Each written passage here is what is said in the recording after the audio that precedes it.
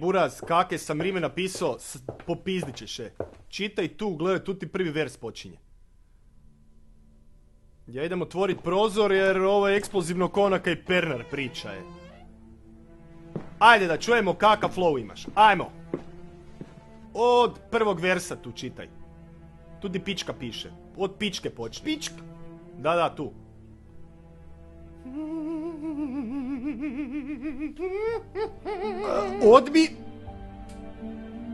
Od mene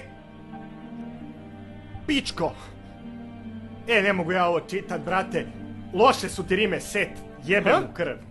Ajde ne seri, probaj na beat to radit. Kuš, znam da zvuči bez veze ovaka kapela, ali probaj na beat. Gle ovo, znaš kakav beat imam?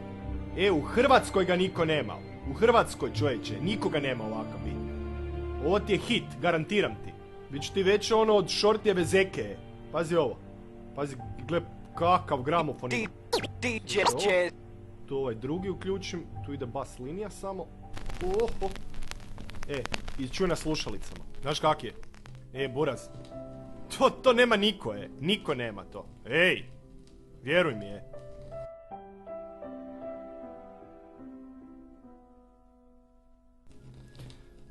Tu ti je mikrofon.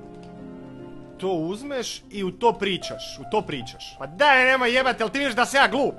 Ne kažem da si glup, ali nije svaki mikrofon isti, jel da? Dobro, to je istina, kume.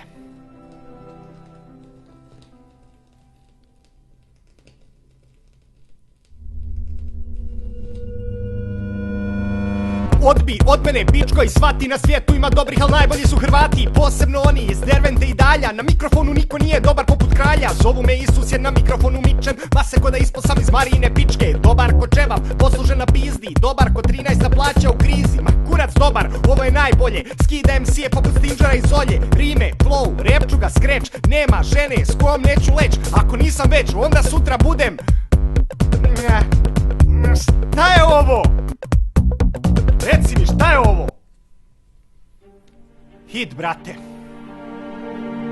Danas je demo, sutra već je od konekta. Kao da sam ispao iz Marine pičke. Tog mi se riga. Pa to ti se danas prodaje, seljačino. Samo takve stvari idu. Pa kaj misliš repat onda ti? Ne ovo set. Ovo nikad.